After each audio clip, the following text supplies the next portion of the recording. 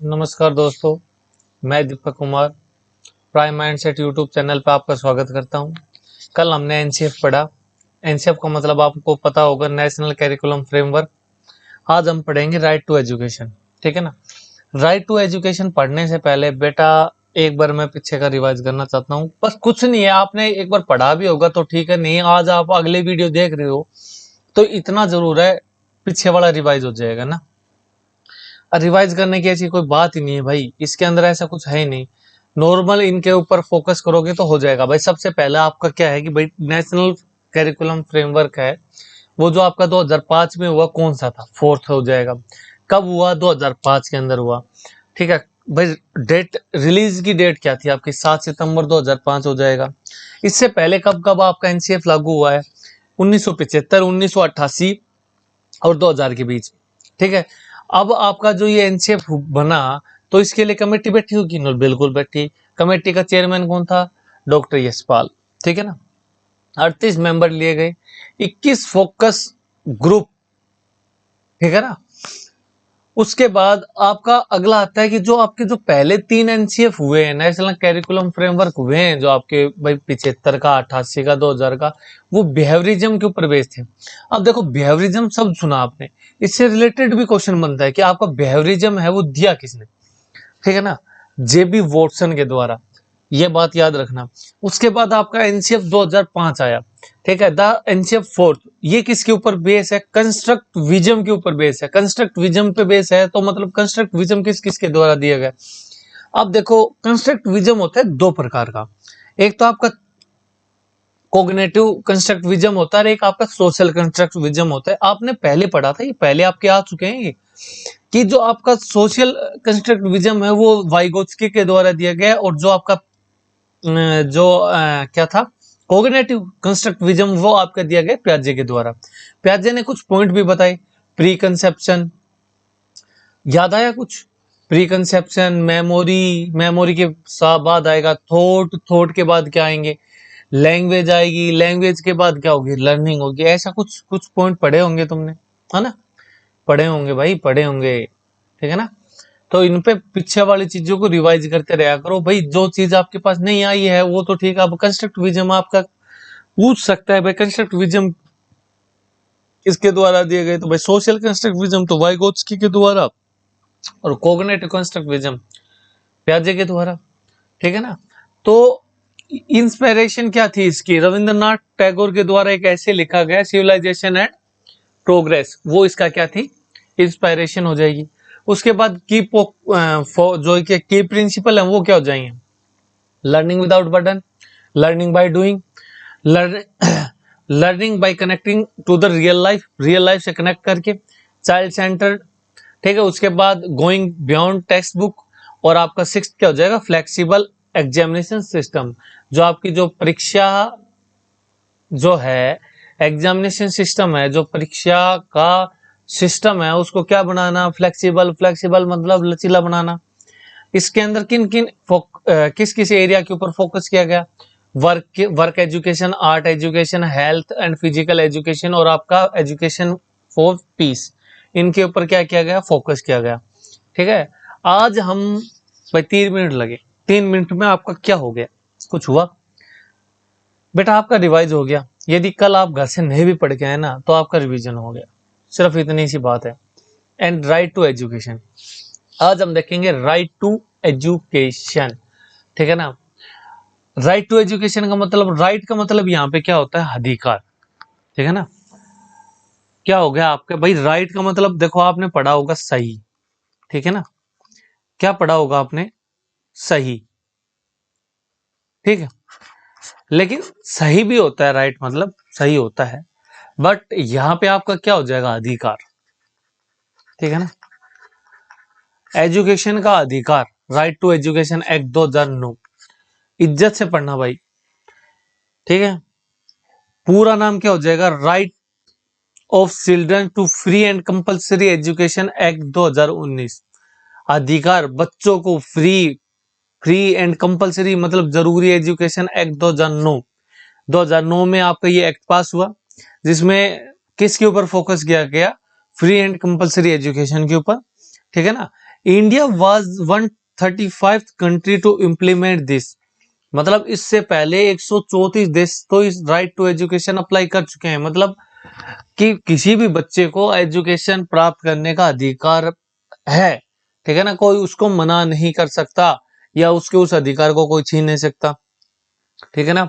उसके बाद की प्रोविजन क्या हो जाएंगे भाई, मैंने आपको बता दिया, free and compulsory education for the childrens age 6 to 14, ये नॉर्मल बच्चों के लिए, ठीक है ना।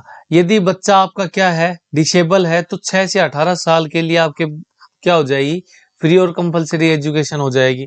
ऑब्जेक्टिव क्या हो जाएंगे, यूनिवर्सलाइजेशन ऑफ एलिमेंट्री एजुकेशन, जो आपकी प्राथमिक शिक्षा है उसका सामाजिकरण करना, मतलब सभी बच्चों को देना, ठीक है ना। लीगल बेसिस क्या हो जाएंगे, आपका आर्टिकल जो 45 है ना कॉन्स्टिट्यूशन का, वो आपको कहता है कि राइट टू एजुकेशन एक्ट, ठीक है ना, ये आया 2009 के अंदर, ठीक है ना। आर्टिकल 45 पढ़ा भी होगा, मानव अधिकार के बारे में बताया गया है 36 है, तो आगे देखोगे तो मिल जाएगा आपको, पढ़ो भाई, पॉलिटिक्स पढ़ो। Person, right of person with disability, oh my God, ये कहां से आ गया भाई, राइट टू एजुकेशन, ये तो हमने पहले पढ़ चुका भाई, है। अच्छा, ये बताया गया है कि right of person with disability, यदि किसी भी बच्चे को डिसेबिलिटी है, ठीक है ना, तो उसको फ्री एंड कंपलसरी एजुकेशन होगी, वो स्पेशल चिल्ड्रन कहलाएंगे। कब तक होगी, 6 से 18 साल के बच्चे के लिए। Ensuring inclusive education and accessibility for the childrens with disabilities, ठीक है ना। इसके अंदर क्या कहा गया है,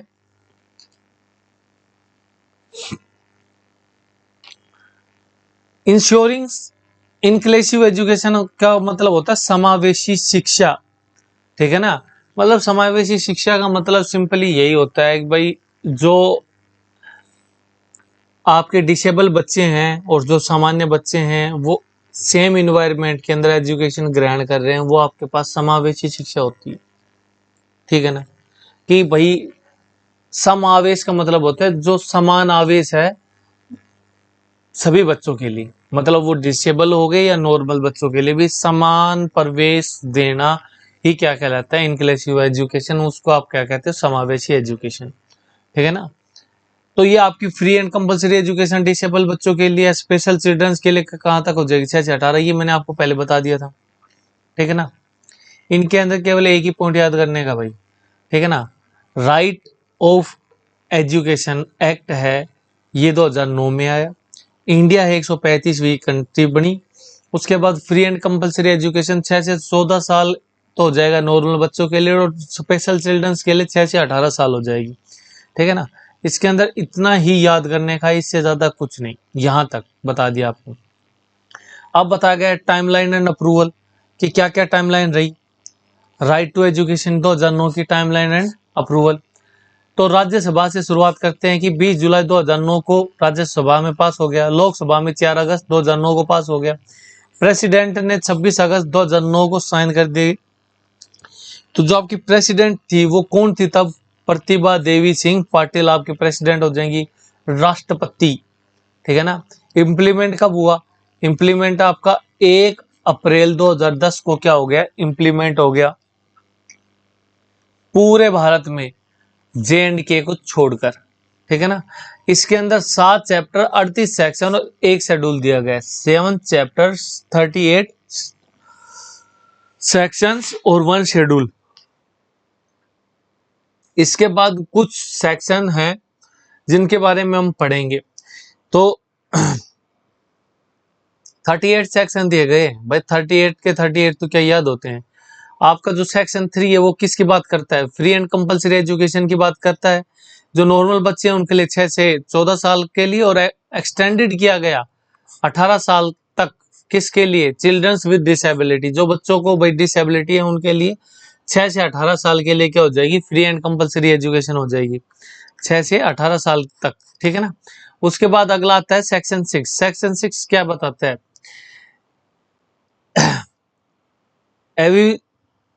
availability availability of schools with a specific range। ठीक है ना भाई, मतलब ये होता है कि आपका जो प्राइमरी स्कूल है ना, वो आपका कम से कम 1 से 1.5 किलोमीटर के अंदर होना ही होना चाहिए। और जो अपर प्राइमरी हो गया, 6 to 8 हो गया,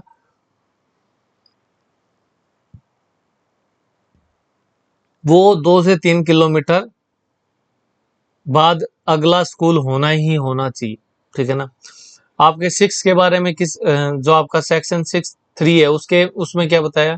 free and compulsory education. Free and compulsory education normal बच्चों के लिए 6 से 14 साल और डिसेबल बच्चों के लिए 6 से 18 साल।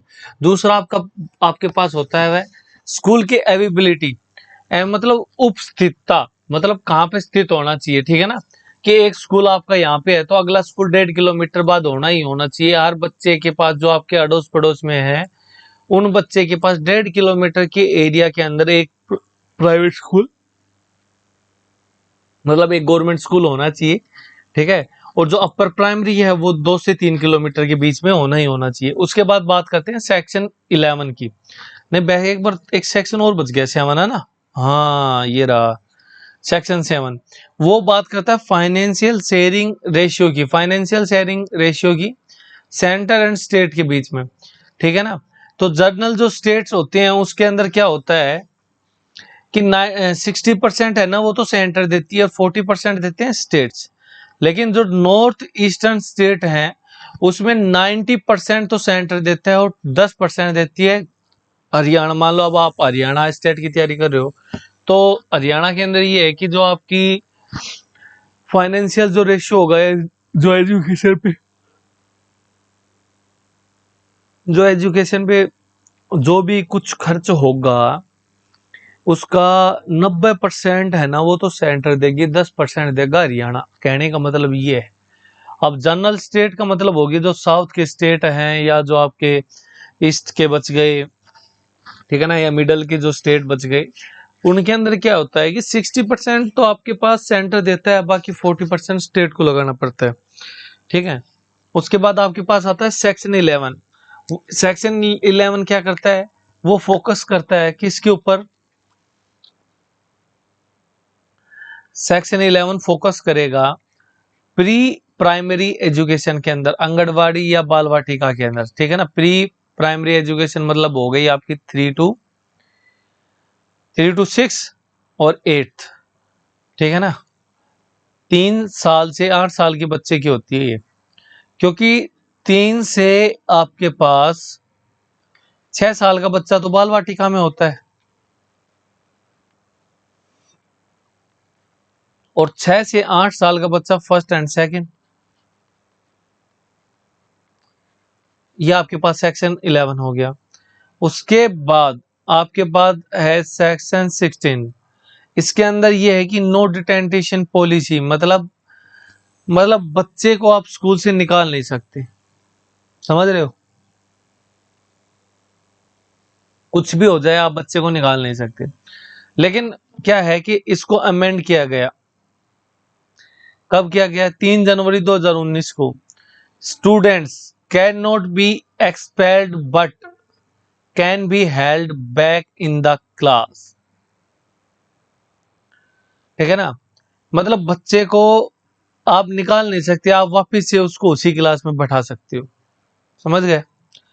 उसके बाद सेक्शन 17 नो पनिशमेंट। आप किसी भी बच्चे को पनिशमेंट नहीं दे सकते, फिजिकली मेंटली हैरेसमेंट नहीं कर सकते किसी भी बच्चे का। और अगला सेक्शन है आपके पास 21, 22, 23। 21 आपकी बात करता है सेक्शन स्कूल मैनेजमेंट कमेटी। इसके अंदर 16 मेंबर होते हैं। ठीक है ना। तो इसमें 75% तो होते हैं पेरेंट्स, मतलब 12 तो पेरेंट्स हो गए। 25% तो 16 पूरे होते हैं, 12 आपके पास, मतलब 75% आपके पास पेरेंट्स हो गए। तो बचे कितने? 4। अब 4 कौन कौन होंगे? एक तो आपके पास हेडमास्टर हो गया। ठीक है ना, लिखा हुआ है हेडमास्टर हो गया। एक लेडीज टीचर होगी। ठीक है ना, यहाँ पे लिखा नहीं लेडीज टीचर। ठीक है। और यहाँ पे एक लेडीज स्टूडेंट होगी, मतलब जो सीनियर स्टूडेंट होती है ना लड़कियां, वो ली जाएगी, सीनियर स्टूडेंट होगी। विलेज का हेड, हेड कौन होता है? सीधी सी बात है, सरपंच, सरपंच ही होता है, और कौन होगा हेड? तो वो होगा आपका स्कूल मैनेजमेंट कमेटी के अंदर। ठीक है, उसके बाद हम बात करते हैं स्कूल डेवलपमेंट प्लान की। तो स्कूल डेवलपमेंट प्लान है वो भी प्रिपेयर कौन करेगा? स्कूल मैनेजमेंट कमेटी प्रिपेयर करेगी। ये आपका 22 का है। आपका सेक्शन 13 बात करता है क्वालिफिकेशन ऑफ द टीचर कि 12 जो आपका एक टीचर है उसके अंदर क्या क्या क्वालिफिकेशन होना चाहिए, मतलब टीचर बीएससी बीएड स्टेट, ठीक है ना। ये आपके पास क्वालिफिकेशन के ऊपर बात करता है। उसके बाद आपके पास आता है सेक्शन 25। सेक्शन 25 बात करता है पीपल टीचर रेशो, ठीक है ना, वर्किंग ओवर एंड लेवल्स, कि भाई एक क्लास में 30 बच्चे और एक टीचर होना चाहिए प्राइमरी लेवल तक। अपर प्राइमरी में 35 बच्चे के ऊपर एक टीचर होना चाहिए, इसमें 30 बच्चों पे एक टीचर है, ठीक है ना। प्राइमरी के अंदर 200 घंटे, मतलब 800 घंटे काम करना पड़ेगा, ये ओवर है। ये थोड़ा सा गड़बड़ हो गया हमारा। वर्किंग डेज आपके कितने हो जाएंगे? प्राइमरी में 200 और अपर प्राइमरी में 220। इसमें आप कितने घंटे पढ़ाओगे? 800 घंटे पढ़ाओगे, मतलब दिन के 4 घंटे। और इसमें आप कितना पढ़ाओगे? इसमें भी दिन का 4 घंटे पढ़ाओगे।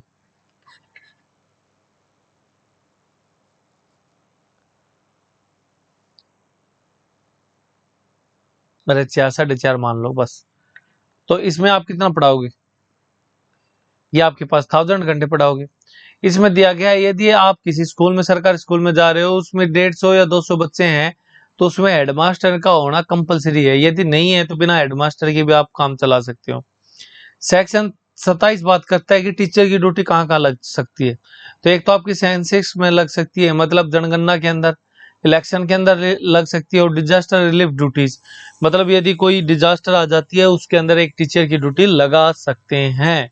उसके बाद आपके पास दो बचेंगे, that is last and last and last, section 33।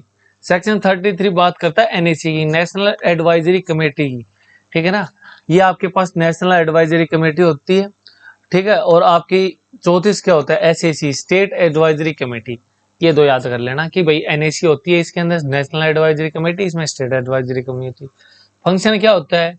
Eight the central level to advise the government of implementing the act, ठीक है ना, कि सेंट्रल लेवल पे एडवाइज करना गवर्नमेंट को इम्प्लीमेंटेशन ऑफ द एक्ट्स के बारे में।